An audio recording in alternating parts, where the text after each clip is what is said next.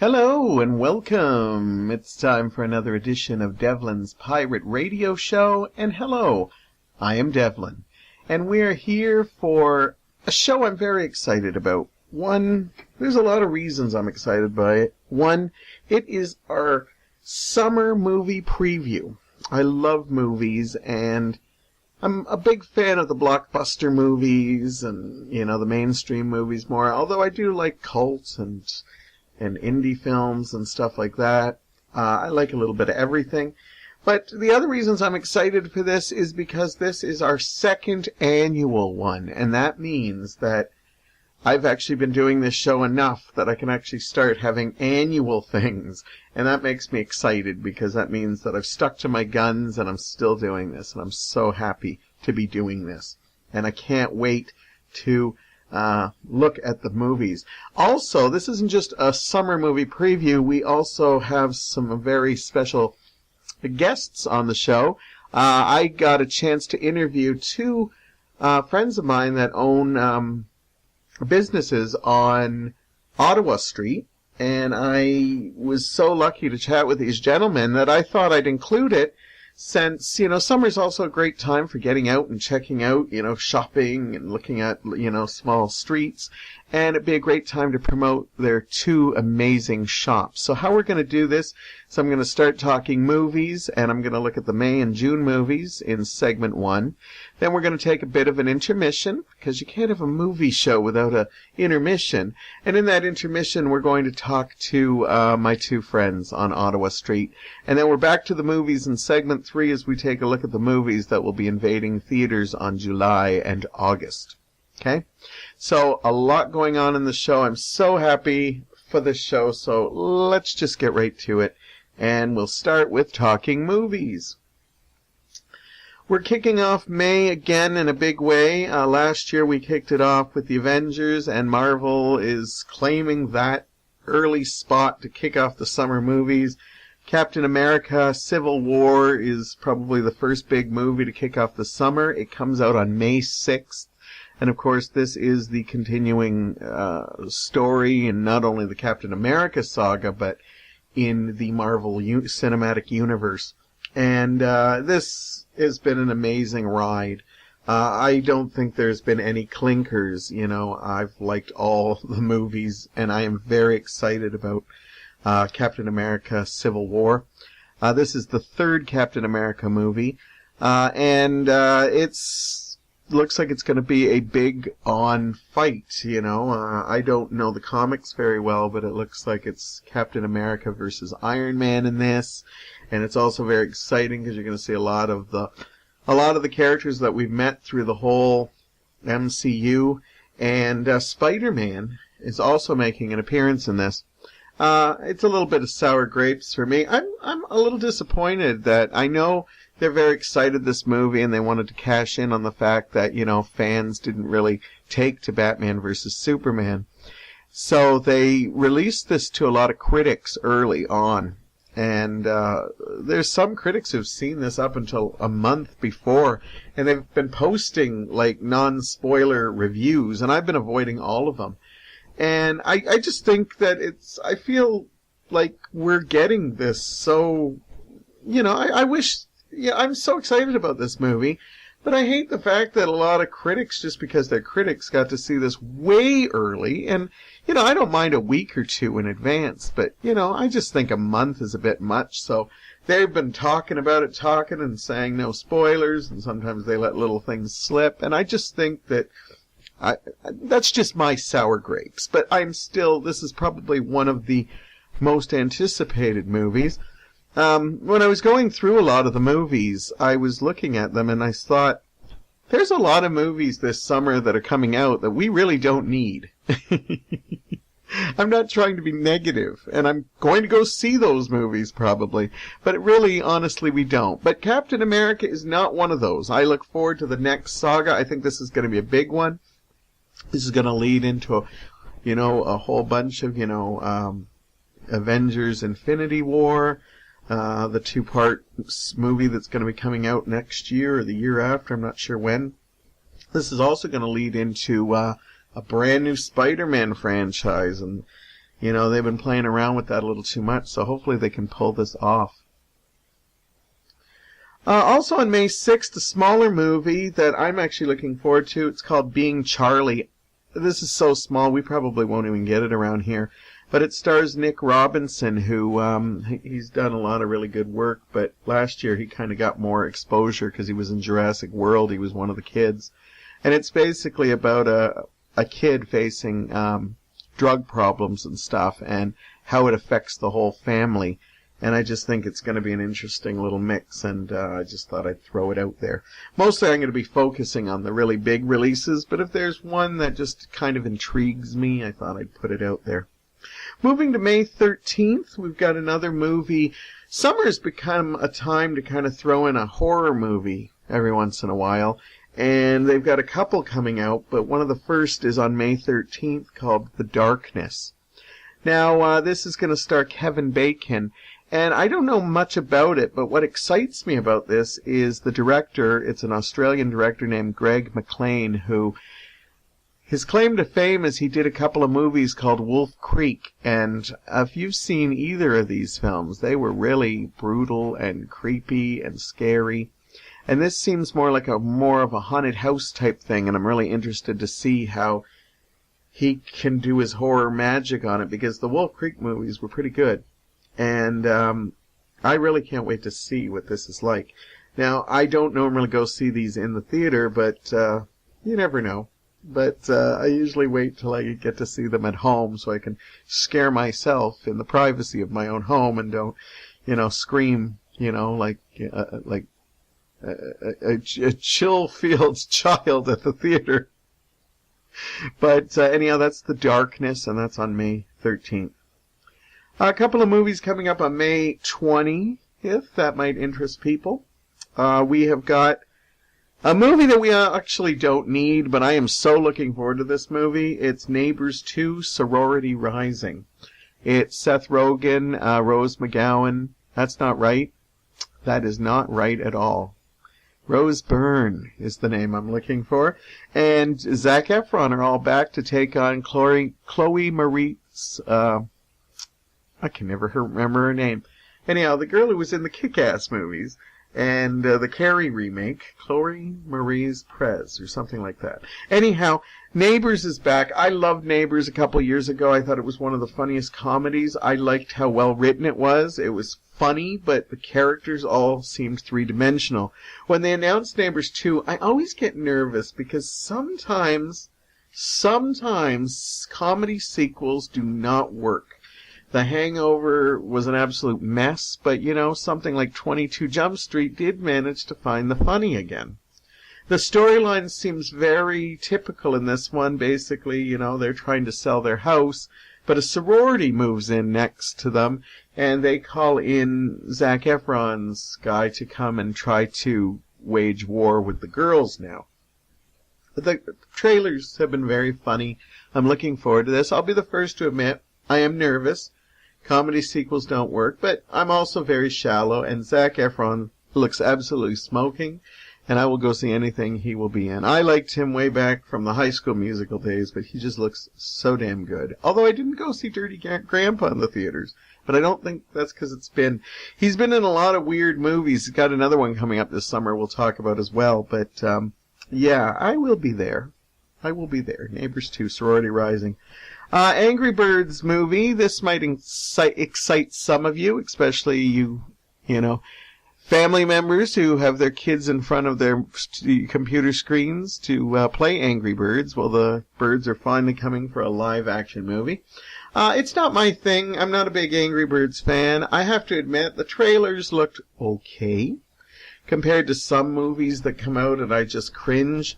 I honestly think this one looks pretty good. But I don't know if it'll be my thing. But I thought I'd mention it because I know some of you will be excited about it. I also have got The Nice Guys. This wouldn't have even been on my radar, but the trailers have been so funny.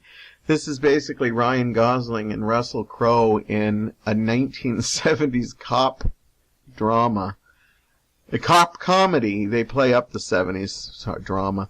But it looks very funny. The trailers have won me over, and I actually am really looking forward to seeing this. And, you know, you don't think of Russell Crowe and Ryan Gosling as a couple of, you know, you just don't picture them in a buddy comedy. And I think it'll be interesting, but it looks really well made. And if you haven't seen the trailer, right after this show, you should check it out. It's really good. That's all coming up on May 20th. Coming up on May 27th, we got two really big releases. Alice Through the Looking Glass. I like the first Alice in Wonderland that Tim Burton brought us. This reunites all the characters, including Johnny Depp with his Mad Hatter. My God. You know, I didn't mind the first movie, but there's a jig he does at the end that I think is just absolutely horrible. And it might have scared me away from this one. Again, do we need this? Probably not. But you know what? It might be worth a looking. The world looks phenomenal, just like the first one. As I said, the first one didn't excite me. The next movie that pops up on May 27th does excite me. It's X-Men Apocalypse. I have loved all the X-Men films, even the ones that other people don't love. I've loved all the spin-offs, and I am looking forward to see what they bring with Apocalypse. I also like that in the trailers they haven't shown too much, so I'm still going into this not really knowing what to expect. So that's coming up too. Let's get to the June movies and start out with June 3rd. We've got TMNT, and that, of course, is Teenage Mutant Ninja Turtles, and their second outing in the Michael Bay-produced ones. This one's called Out of Shadows. The first one became a big surprise hit, though I don't know why it was such a surprise. These movies seem to do particularly well, so I don't see why they would be too surprising on that. But anyhow, I actually liked the first one. I didn't go see it in the theaters. I was kind of a little upset with it because, you know, Michael Bay didn't want to work with Megan Fox for the third Transformer movie, so they got rid of her. And, you know, not that I'm the hugest Megan Fox, but I just think if you have a chance to wrap up a trilogy with the same characters, but it's sour. And then when Michael Bay announced this film, he was okay for Megan Fox to be in it, so I kind of boycotted it at the theaters. But when I finally did see it, I actually quite liked it. I didn't think it was as good as the original Teenage Mutant Ninja Turtles movie that came out in the late 80s, early 90s. But I thought it was still pretty interesting. I will go see this again. I might see it in theaters only because I love Stephen Amell, and he's being added to the cast as Casey Jones. And yeah, I'm going to be there just for that. Also on June 3rd, for you comedy fans, there's a lot of comedy coming out this year. Pop Star, Never Stop, Never Stopping. This is Adam Sandberg and Sarah Silverman, kind of in a mockumentary looking at... It's the guys who do Lonely Island who have had, you know, great success with songs like I Just Had Sex and Dick in a Box, you know, the Saturday Night Live group that kind of started there and had a whole new world. So I like their parodies, so this could be a lot of fun. It's a little bit different than some of the other comedies coming out, so we'll see how well that does. On June 10th, we finally get a sequel I've been waiting for a long time, The Conjuring 2. And it returns Patrick Wilson and Vera Farmiga, who I've become such a huge fan of. I get excited when I see her name in the credits, just because she's done so much good work, and since I've become a fan of Bates Motel, I just love this woman. So I loved the first Conjuring. I thought it gave us something a little different than most horror movies had been giving us. So I was very excited to see that they're finally coming in. This seems like forever, though probably if I look, it isn't. It just seems there's been a lot of talk for it. I just hope they can stay as good as the first one was. Another sequel that I really don't think we need was a movie I really enjoyed when it first came out. It's Now You See Me. And this June, the sequel, Now You See Me 2, is coming out. This was about a bunch of magicians. I think it was based on a graphic novel, but I could be wrong on that. And it became a really surprise hit film. It had a big load of stars like Jesse Eisenberg and Mark Ruffalo, and like just everybody was in this movie. Morgan Freeman. Anyhow, the gang seems to be back, and they're, committing more foils and crimes, and looks like they've tried to make it bigger and better. Again, I think it ended fine the way it did, so I really hope they don't just screw this up, but you never know. I'll probably give it a chance. Another movie coming. We talked about Angry Birds early, but another video game movie is coming. And this is Warcraft. Now, I'm not thrilled by the trailers. I don't know much about the thing, but I know a lot of people are excited for them, and I'm excited for them that this movie's coming out. A lot of people are putting their money on this one, hoping that this is going to buck the trend of bad video game movies.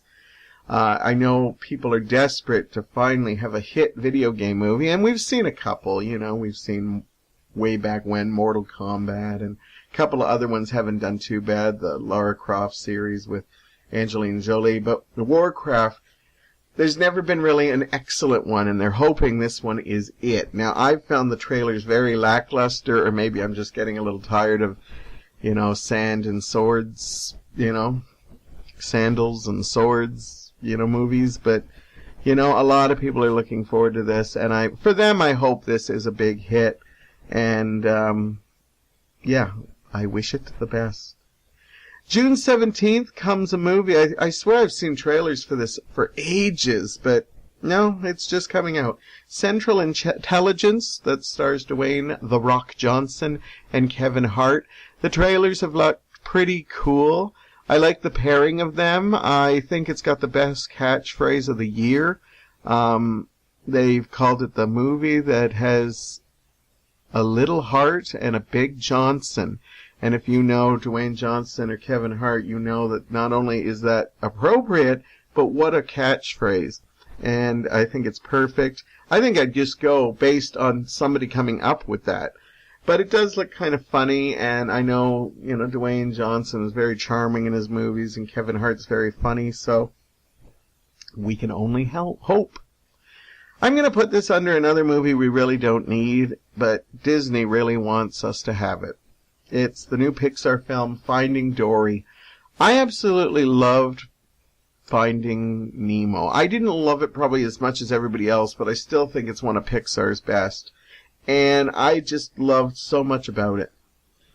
When I heard that they were picking this sequel over, like, The Incredibles, which to me seems like more of a Pixar movie that deserves one, and the fact that this one is just taking a secondary character, and putting them in the lead, it scares me a lot. I love Ellen DeGeneres, and she was very funny voicing Dory in the first one. I'm not excited for this. I'll be honest with you. It looks like a rehash of the first. But you know what? A lot of kids are going to like this. It seems like it's forever since it's coming out, so a lot of the kids that were brought up on Finding Nemo are probably like in high school now and enjoying other kind of films. But, Pixar is always good at winning, the adults as well as the kids. So I'm sure this is going to have no problem making money. And even if I decide to wait till video on this one, it's still going to do gangbusters. On June 24th, a couple of other movies will hit, and one that could be good. I really wish they didn't do a sequel to this, but if it's good, then I'll be happy they did one. Independence Day 2 comes out. It's The Resurgence, and I love the first Independence Day. It came out on a summer where there was a lot of darker movies, I remember. And they took themselves way too seriously. And I remember when Independence came out, it was just such a breath of fresh air. Honestly, I just felt it was there was dramatic moments, there was action-packed moments, but there was also a lot of light moments that made me laugh. And for that, I hope that they capture that same formula. The fact that Will Smith is one of the people not returning in this movie kind of scares me a little, because he was a big part of this movie, and Independence Day helped launch his career in a lot of ways, but he had other things to do and turned it down. Also coming out is a movie called The Free State of Jones. This is a Civil War movie with Matthew McConaughey. Looks very interesting, but I'm very surprised they're trying to release it in the summer, because it looks like something more that might come out in the fall or closer to awards time. Could do well just by off-programming, like sometimes there's always a smaller movie that becomes a hit, and this could be it for it. And finally, a movie I'm looking forward to. It's a horror movie. It's called The Shallows. It stars Blake Lively. And basically, they don't tell you too much in the trailer, but it looks like she is a woman who survived a shipwreck, but now she has to survive being stranded on a very small piece of land with sharks circling her. And I don't know, it excites me. Not to mention, I've got a huge crush on Blake Lively. She is just such a beautiful woman. I loved her on Gossip Girl, and I absolutely adored her in The Age of Adeline last summer. I always like shark movies, and sometimes I like to see ones that are a little more big screen rather than, the Sharktopuses and the sharks and the Sharknadoes. So I'm hoping this will be a return to form of a good shark movie, not just a campy good shark movie. And that's called The Shallows on June 24th. We're going to take a small break. We're going to take a walk down Ottawa Street, and then we'll be back with July and August movie on our summer movie preview here on the Devlin Pirate Radio Show. We'll see you in a bit. Welcome back, and as I told you, I have a very special treat for this segment. When I'm not at the movie theaters in the summer, or at the beach, or at a park having a nice picnic, enjoying the weather, I like to do some shopping, and I like to go to some of the great streets in Hamilton, like Locke Street, or James Street, or Ottawa Street. And that's what we're focusing on today, because I had a chance to recently go to Ottawa Street and interview two incredible friends of mine who have started their own businesses and are doing incredibly well, and I'd hope you all get to check them out sometime during the summer, fall, winter, spring. Support them all the time. Up first, I'm going to talk to Wes Fletcher, who is the owner and operator of Wicked Wax Creations. And I got a chance to talk to him in between making all his fine candles and stuff. He took some time out for me. And following that, right after, I'm going to talk to Scott Bell, who is the owner with his wife. A wonderful place called Revolution Records that's just opened a few months ago, and is a wonderful place to pick up some great music and toys and records and just everything you could possibly think of. So I hope you enjoy these two interviews coming to you back to back. Here they are. Hello, it's Devlin, and I'm here at one of my favorite places on Ottawa Street, Wicked Wax Creations. Did I get that right? You did. Yeah. And I'm here with the owner. Could I get you to get a little closer? Yeah, sure. It's Wes Fletcher. Wes Fletcher. I knew that. Now, people think I don't know you in that. Now, we've known each other for a little while. I think I met you through the theater community. You were involved in a lot of productions and stuff like that. Now, from what I read, I might get wrong, you actually knew how to make candles before you opened your shop. I have. I do, yes. I was 14 when I actually started. What got you into it besides the obvious, who doesn't like candles? It was a summer job. I was in high school, and Mom wanted me to get a job. I'm like, all right. So she made you make candles? It just happened. I was scraping the floor of another Chandler's shop. It was a honey barn, and that was my job, was scraping the wax off the floor. Oh, nice. I hated it. Oh, okay. I hated it. This is turning into a great story here. I love sort of was like, sort of being a little bit nosy. What are you doing? What are you doing? Can I watch? And it just all started from there. And the Chandler actually taught me for 11 years. I worked for the company. Wow. Yeah, so he's a master Chandler. He's got his licensing. Back then they licensed it. They don't do that so much anymore. And I was working with candles after I left that company. And then I just sort of left it. Went with something else. Well, let's try something different. Nope. Came back. couldn't do it. Took a few years off, came back to it, did the theater and all that. I think, no, it's... I think sometimes you have to take a break from your passions. You do. And yeah, because you probably didn't even know it was your passion at the time.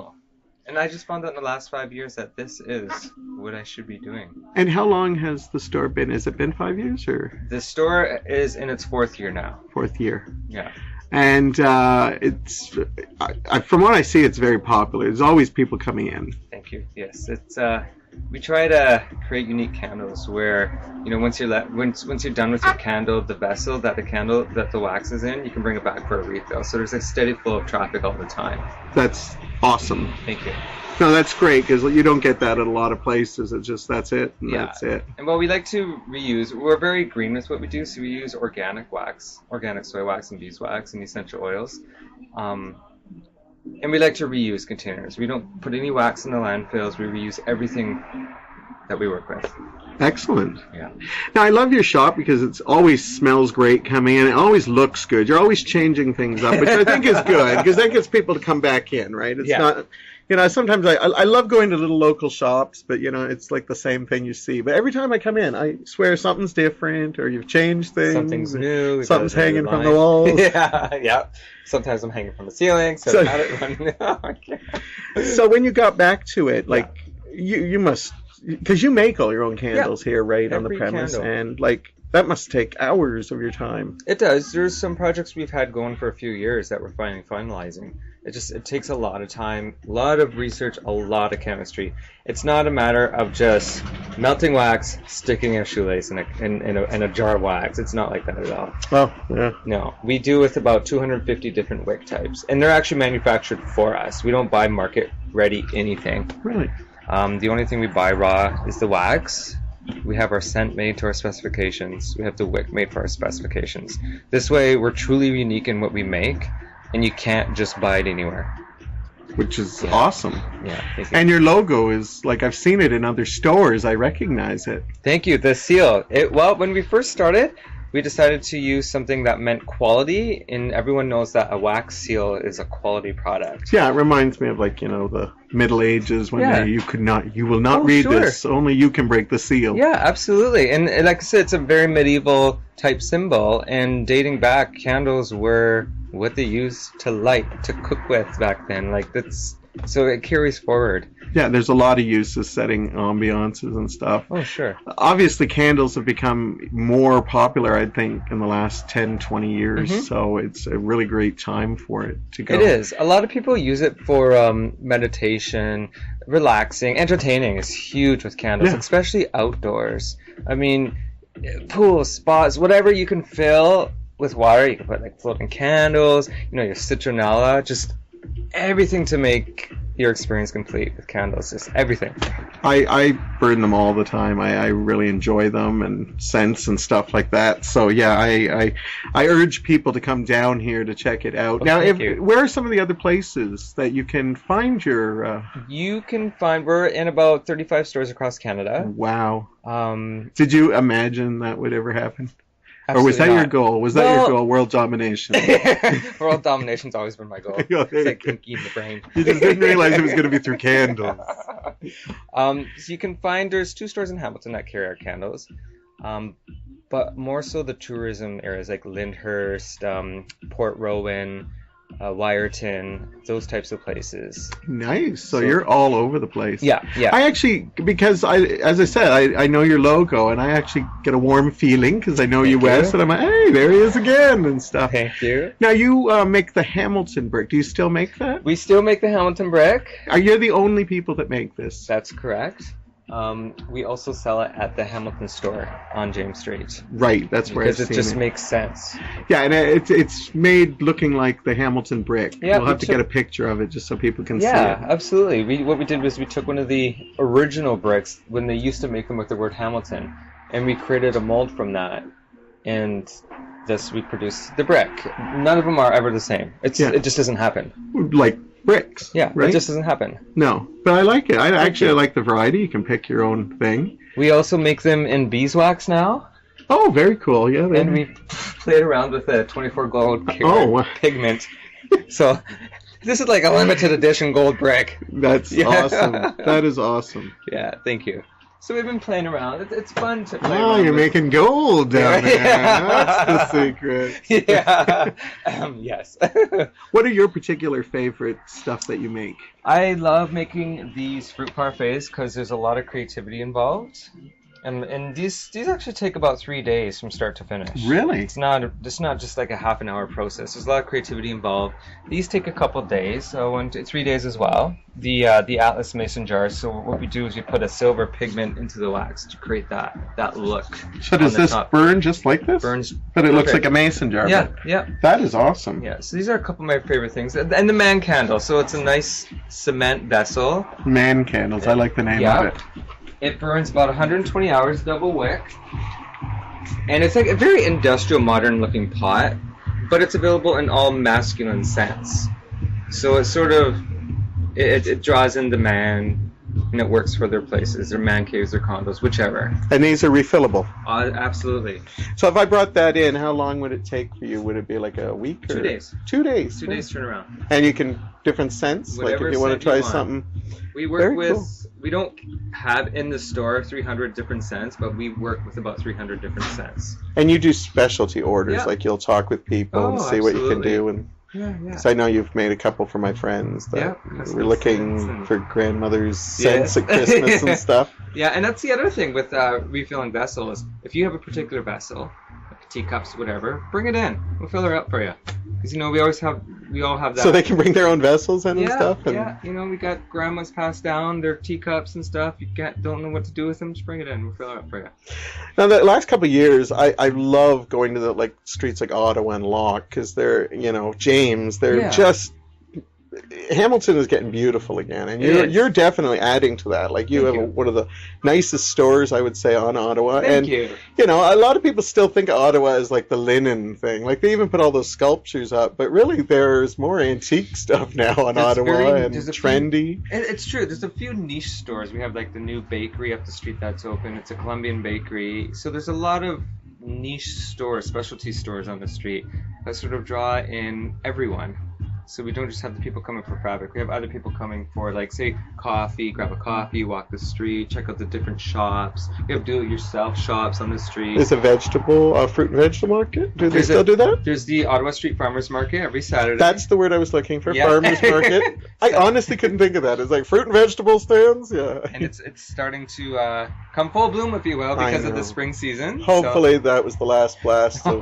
You know.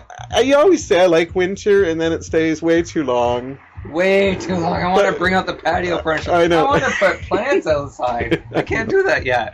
I know, but it looks great. And it's always so welcoming Thank to come you. in. So if you're on James, Ottawa Street. Ottawa Street. you Ottawa bet. Street. But if you go to James, you'll find him in a You couple will. stores. I You can will. definitely see that. Any plans of branching out, or is this going to be your store and then you're going to just do... Well, we are looking at future plans within the next 5 years of expanding our handcrafting facility, just so that we have a little bit more space to be a little more creative with what we do. We're really comfortable with our retail space. That possibly as well, if we can get a 2-in-1 deal, we can get the retail with the handcrafting facility just built into one, that'd be awesome. Yeah, that would be great. So it's about a 5-year plan. Well, thank you, Wes, for taking this no time. problem. I Thank hope you you. get some people coming in because of this. Thank you. Tell them Devlin sent you. I will do that. This is Devlin, and I'm here with Scott Bell at Revolution Records. That's us. That's you. And we've actually known each other for decades, but we didn't officially meet until like late last year. Yes, at your place of work, Yes, right? yes. and I was and then- shopping at Cheapy's, and you worked at Cheapy's and for I the worked longest cheap- time. 20 years, yeah.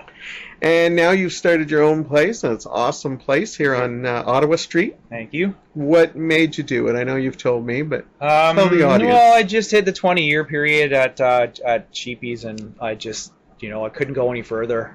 My heart wasn't in it anymore, and it got to the point where when it dawned on me that I was there for 20 years, that I had to go. And I said, nothing personal to any of the people there. I was just like, I just got to go. I can't come here anymore. So.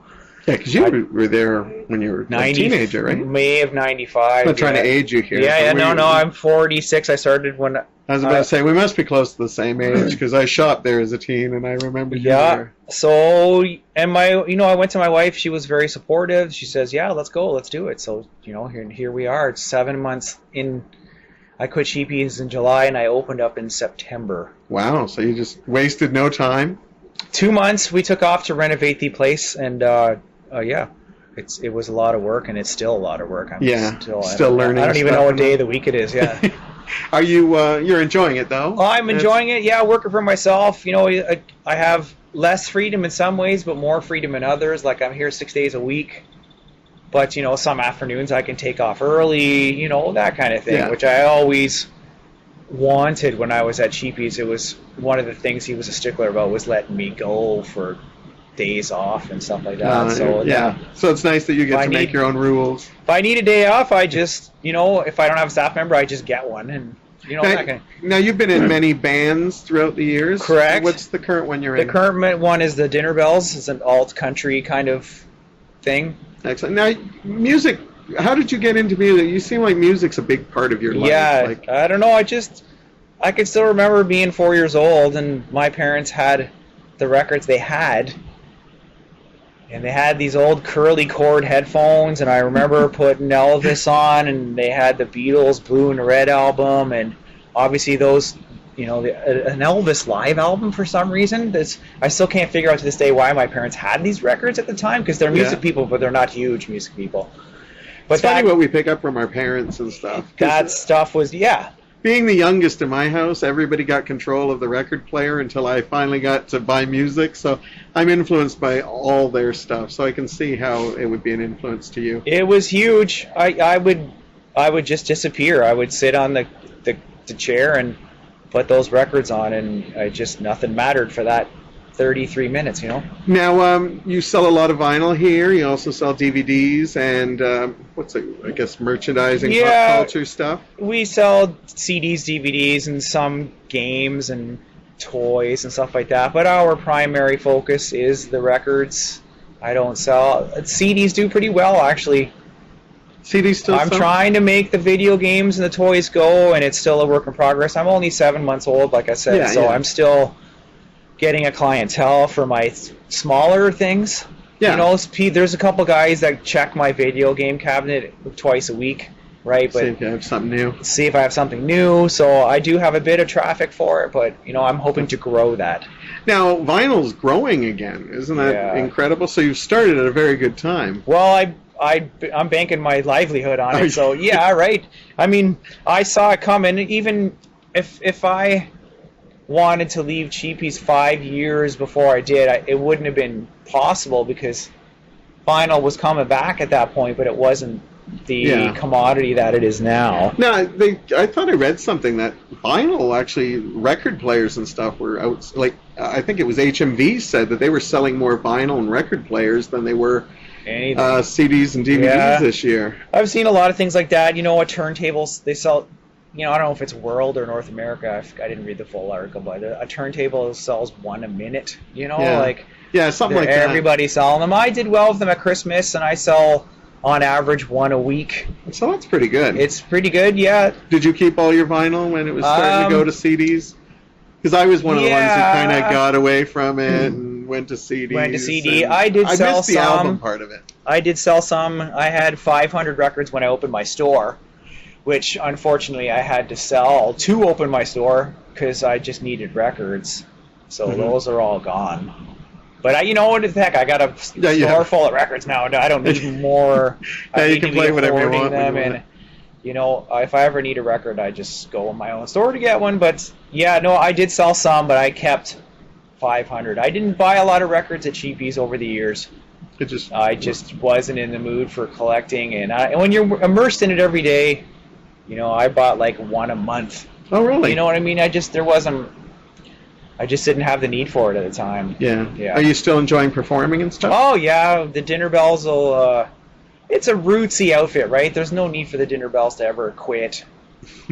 or stop making records. It's just everybody's busy. You know, there's a couple bona fide stars in that band, like Tara Lightfoot and Brandon's in Monster Truck. You know, Brad's in a lot of bands, and so it's everybody's side project that we just play whenever we need to play. We used to practice once a week, but I was about to say, is it hard with a business, and then you also have a family? And I opened the business, and my she's a 911 operator as of 2 years ago. Wow. So, and the band kind of took a bit of a back seat to all that, because the new business and my wife's new job, and I got 2 kids. Yeah, I was about to say, you got a hell of a plate. I don't have 2 minutes to myself, you know. Well, right? Thank you for giving me a couple minutes. Well, it's all good, you know. And are you people can check out the Dinner Bells? You're on. There's tons of stuff online. Tons of stuff online. The newer, we have 2 albums. The newer one we signed to Sonic Unyon, so that record is everywhere. The first one we pressed independently. Those copies are getting, like, I think we pressed 500. I don't know how many are left, but it's not. I don't have it. I have to get more every time I get them. They go. So that's good. What do you play on it? I'm the bass player. Oh, you're the bass player. I'm primarily a guitar player, but just to be in this band, I said, sure, I'll be the bass player. It's a labor of love, man. That band is so much fun playing in. That's good that you still get enjoyment out of it. Yeah. And do you still get enjoyment selling all the music and getting people... It must be great to see somebody looking for something that they haven't been able to find, and you find it for them. And sharing people's love for music, because music has always, like you said, it's been such a huge part of my life, that I love other people's stories. You know, this was my first concert, right? I saw Rush in '78, or you know what I mean? Yeah. I love because I remember all my stories like that, and I love sharing in other people's love for music. And most people, that's a common time, music. You know, it doesn't matter what kind of music you listen to. People have a love of it. You know, not everybody's a TV fan or a movie. But everybody seems to have a story about a concert or an album they used to listen to and stuff. The one I heard last week, it was funny. The guy's like, it was the first time I ever smelled weed. Was this part of his story? Because I remember that too. I remember one of my first concerts was Rush on the Signals tours, probably like 82 or 83 at Maple Leaf Gardens. I remember thinking, what the heck is that smell? Right?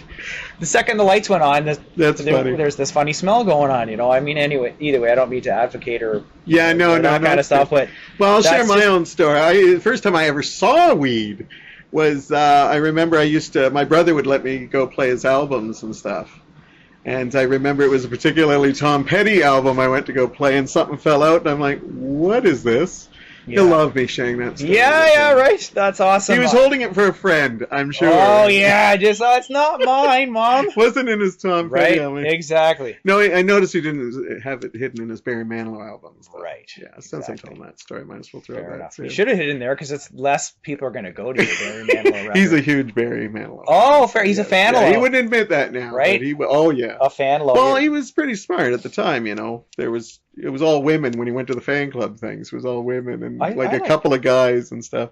Actually, listen. I like Barry Manilow. It's great to say it. So He's incredible writer and stuff. What artists are you a big fan of? I know there's probably a lot. I'm a big Beatles, Dylan, Springsteen, that kind of thing. And I like some of the newer hipster bands and stuff, but my go-to albums are, Elvis and stuff like that.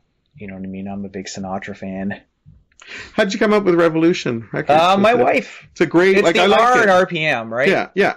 And that's what I was thinking. It was my wife's idea. She's really creative that way. My wife is not a record store person, but her input has been valuable because she thinks outside the box, right? I think of what I know. And when I heard the title, I said, that works on so many levels. Right. And, be part of the revolution. It's a Beatles music's always about rebelling. It's a Beatles reference, which always helps, right? Yeah, so it's awesome. Very good. Thank you. Well, I wish you all the best. Thanks, Devlin. And come on down to Ottawa Street and check out Revolution Records. Thanks, hi buddy. To Scott. Tell him Devlin sent you. We're back, and we are here with the summer movie preview, and we're going to get back looking at the movies of July and August. But thanks again to Wes and Scott for coming on the show and letting me interview them. I hope to feature other people that I know that have businesses. Feel free, too, if you are listening to this and you're in the Hamilton area and you want me to come out and do a little talk with you. I would love to do that and promote something you've got coming out. Anyhow, and definitely go check out Ottawa Street. Lots of incredible stores, not just the two that we just showed, lots of other ones. And they usually have a couple of great days where they have promotions and like you can, they have food trucks or things. Lots of great stuff on that street. So check it out. Anyhow, back to movies. And we are now at July. And July 1st brings a couple of interesting ones, starting with The Legend of Tarzan. I know when I hear, another Tarzan movie, I thought Disney did pretty much the best one with their rendition, but, I have a soft spot for a couple of other Tarzan movies. But this one intrigues me. I like what it looks like, and the guy playing Tarzan is Alexander Skarsgård. I think I got that right. There's a couple that are in there. He's the one that was on True Blood, and he looks fantastic. And just my shallow nature might want to go check it out. Not to mention it's got jungle animals in it. Hey. But it's got a lot to live up to because I just saw The Jungle Book, and I think everybody else is going to see The Jungle Book pretty soon, and it's fantastic. And it's got a lot to live up to. But I think they could do it. If not, hopefully it's at least a lot of fun and entertaining. Also on July 1st, we have BFG. If you're a Ronald Dahl fan, this is one of his popular books. This is never, as far as I know, it's never been brought to the screen, and Steven Spielberg's taking a shot at this one. I think it stands for Big Friendly Giant, though I tend to say Big Fucking Giant. But since it's a family film, we'll go with friendly. It doesn't really intrigue me, but it could be a special thing that I may watch one day, And I certainly have been wrong about a couple of family films like The Polar Express and stuff that I said first it didn't look very good, but you never know. But it's definitely there for families if they need it. And another one I'm really looking forward to, even though I don't think the first two were that perfect, is we have a third in the Purge series. I love the concept of the Purge. Anybody who doesn't know what the Purge is, it's basically this ceremony that once a year, from like nightfall to morning, it's legal to basically commit any crime you want. And basically, they say because they do this every year that, people are much happier because they get to take their aggressions out in this annual festival. The first movie was really good. I enjoyed it. A lot of people didn't. It actually only just looked at one particular family. The second one was actually really interesting, too. It starred Frank Grillo, and I'm happy to see he's back. And basically it featured a couple people who were desperately trying to survive when they wind up getting caught in the night, but don't plan to take out their violence in it. This one's called Election Year. I know nothing about it, but I do know I will be checking it out because I like this series. I just wish they'd be awesomer, if that makes any sense. Because they always are pretty good, but I think they could be better. I almost think if this was more of a TV series, I know it's hard to do a TV series about one night a year, but I almost think it would work better, but maybe not. But anyhow, that's coming up for horror fans. On July 8th, we got Zac Efron back, and this time he's back with Adam Devine, who's been on Modern Family, and he's shined in movies like Pitch Perfect and Pitch Perfect 2. Another comedy, Mike and Dave Need Wedding Dates. I think Anna Kendrick is also in this movie. It basically looks like a Bill and Ted, more of a Dude, Where's My Car feel, about two, just rambunctious young men who always make fools of themselves at family functions, and their father puts their foot down saying that he wants them to be good at the next family wedding, and they need to bring respectable girls, and they turn it into a social media thing and wind up with two girls who look like they're probably just as rambunctious, we'll say, as them.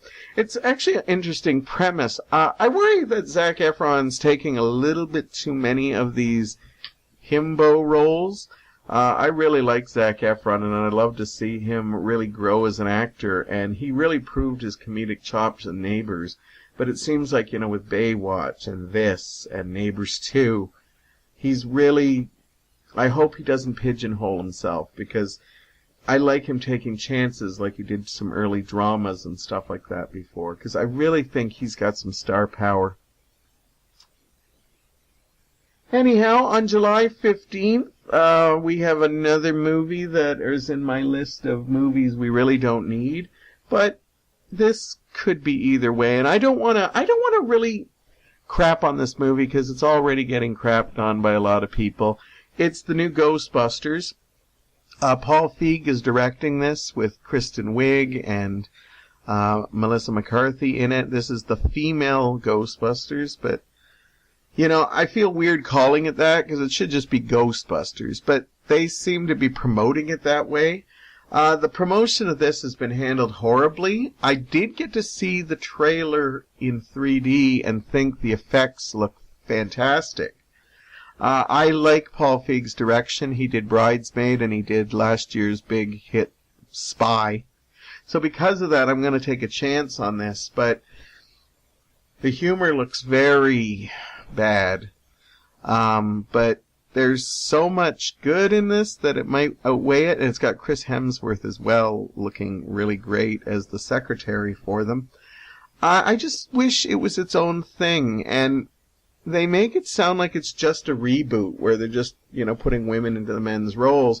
But then the trailer says, 30 years ago, misleading people into thinking this is a remake, that this is a sequel of the first two Ghostbusters, and it isn't. It's just a reboot. There's no connections to them.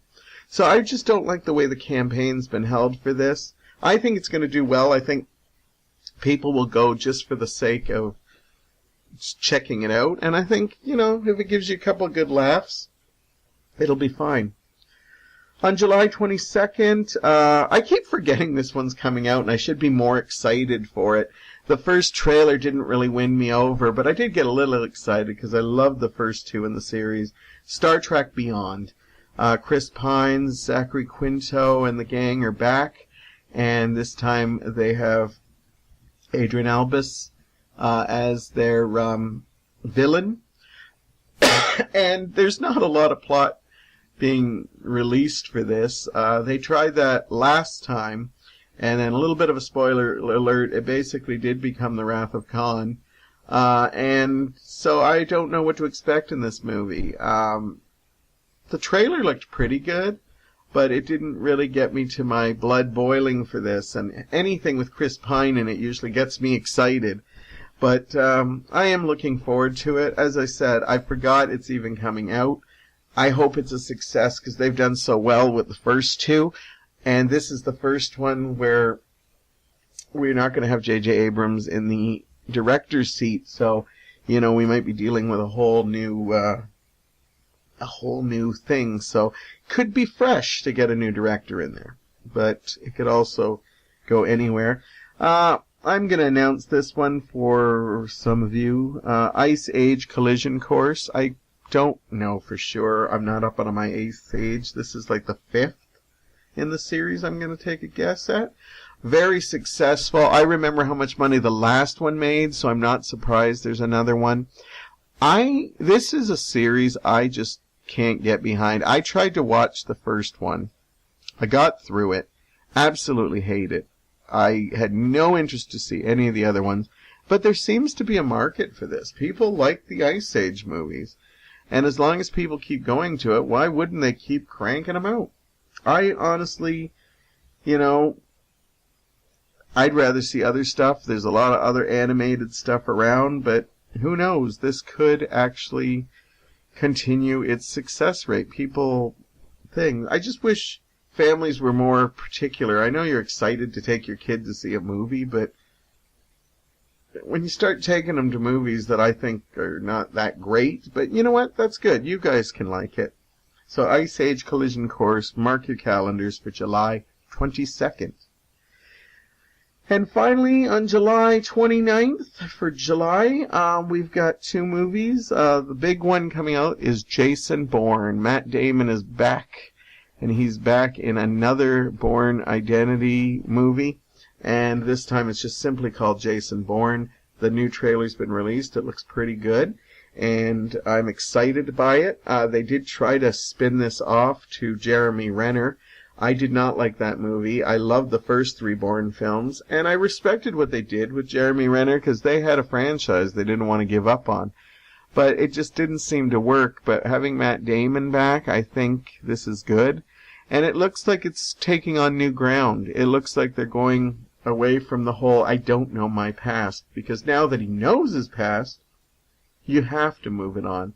So it looks like they're going to take on some stuff, and this could be a real winner. I think it's going to do really big. And finally, if you didn't have enough gross-out comedies yet, you can check out Bad Moms, starring Mila Kunis and Kristen Bell. A comedy that basically, I'm going to say, is probably about, let me guess, bad moms. Anyhow, I haven't seen any trailers. I have just heard about this recently, and I have no clue, so I won't pass judgment on it. Mila Kunis, Kristen Bell, I could watch them in almost anything, so we'll see how it goes. Not a lot coming out in suicide. Not a lot coming out in August. August? Oh my God, I can't talk. There's not a lot coming out on August, but it kicks off with one of the most anticipated movies of the summer, Suicide Squad. There, I finally got it out. DC, in their 3rd movie of their cinematic universe, they've been struggling, but not really, if that makes any sense. Man of Steel made a ton of money. People were mixed on it. Batman vs. Superman made even more money. People were really mixed on it. You either loved it or hated it. There was no in-betweens. At least Man of Steel had some in-betweens. Suicide Squad, it's not going to break or make the franchise, but if this one doesn't do well because of the amount of hype and excitement people have for it, they're going to have some troubles. This stars Will Smith, Jared Leto, and Margot Robbie, and Jai Courtney. I'm going to put him in there because I love Jai Courtney, and he looks so amazing in this movie. And lots of other people, and I don't know this property, but that didn't hurt Guardians of the Galaxy a few years ago. It looks pretty interesting. Ironically, there's even funny moments in it, which seems to be something DC's staying away from. And lots of Batman might make an appearance in this, At least the last trailer indicated we need to put as much Batman as ever, because people seem to like Batman in Batman vs. Superman. Anyhow, it's probably poised to be one of the big hits of the summer, so we'll see how it goes. On August 12th comes Disney making a live-action version of Pete's Dragon. I can't imagine this being anything like the original Pete's Dragon. I love Pete's Dragon, the big green, I think it was green with the pink hair dragon. And Helen Reddy and Mickey Rooney singing really cornball songs. And I don't think this is a musical. I think this is just, let's use Pete's Dragon and keep some of the features on the dragon as close as possible. I don't think this is going to follow too much of the story, but I could be wrong. Disney's done some great stuff. Cinderella, Jungle Book have been great live-action adaptations. Pete's Dragon is a tough one, but if they can pull it off, this could be a surprise hit. But the fact that Disney's kind of shoving this off into August tells me that they don't have so many. They think it might have some issues, but could be a surprise. I think this one's going to do pretty good because the adults like their comedies, but do we like our comedy animated movies? Seth Rogen and Jonah Hill are bringing us Sausage Party, and this is about... I saw the trailer, I thought it was really well done, but it's about basically a bunch of sausage and buns and trying to escape being eaten in a world where that's what humans do to them. And it's literally looks like it's got lots of innuendo, very adult humor. Probably have to explain to kids why they can't see it. A couple parents probably will let them see it. It looks interesting. It looks funny. August, I don't know. Everybody tries to put stuff out in August hoping that they will be the one. Hopefully this doesn't mean that they don't have confidence in it, because it looks kind of fun. On August 19th, we've got two very contrasting movies. We've got the new epic version of Ben-Hur. Now, I call it epic because the original was epic, but this one doesn't really look as epic because I don't think they have a lot of really big names in it. I saw the trailer. It looks okay. But, again, they're putting it in August, which tells me that they don't have a lot of confidence.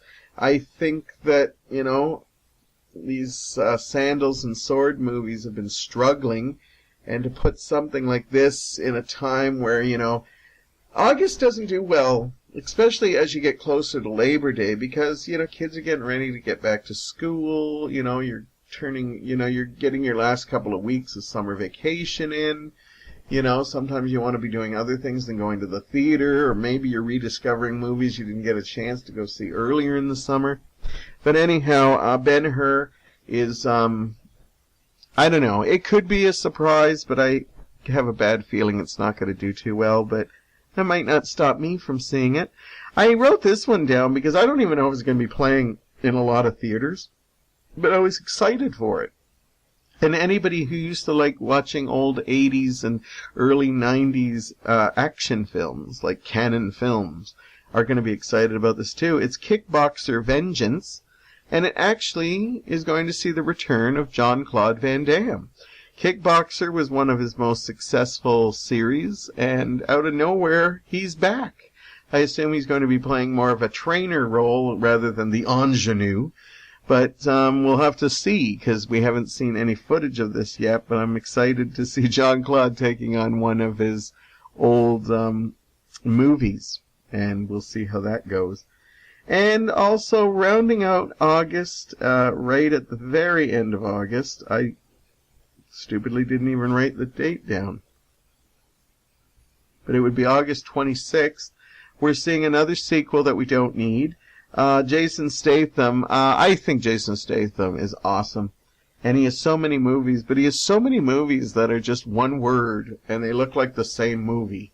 You could watch any trailer and put any word at the end of it, and you would know if this is this. That's why movies like Crank or The Expendables or, some of his other movies that, are good, they stand out. We know them. But then he's got movies like War, and one of them is called The Mechanic. And apparently this was enough of a hit to have a sequel. Jason Statham's back in it. And this is Mechanic Resurrection, and it comes out at August 26th. So that means it'll probably be on Netflix in September sometime, because it probably won't make a lot of money, but probably doesn't need to. But anyhow, for me this summer doesn't have as many real exciting moments as last summer did, but I am still intrigued. I actually like sometimes when summers don't have like, oh my god, there's like 20 movies I have to see. This has got some that it's like, I have to see these, but there's not a lot of those kind. There's a couple, if I see it, I see it. But I like those because that's how I might find gems and treasures. Because, there's a ton of other movies coming out that I unfortunately don't have time to talk about. Definitely check Entertainment Weekly. Check some of the other sites for other names, more independent films coming out. And sometimes when there aren't a lot of wow movies in the summer, that's where I wind up going in the theater taking chances on other stuff, so we'll see. I'm going to do what I did last year as well, and I'm going to review the movies I've seen, because I see a lot more movies in the summer, so I'm going to try to see as many as I can, and I will break it down like I did now. I'll do something maybe in July where I look at the May and June movies, and then maybe at the end of August I'll take a look at the second half of the summer, because you guys seemed to enjoy that the last time I did it. I hope I helped you. For those of you who knew all these movies were coming because you're huge movie fans, or for some of you who are like, what is coming up? I'm glad I listened to this. I've learned some of the movies coming out. Whatever the case is, I hope you get to the theaters this summer. And I hope you get to Ottawa Street this summer and visit my friends Wes and Scott as well. Anyhow, I had a great episode. I'll be back next week with more, and I can't wait to talk to you next time.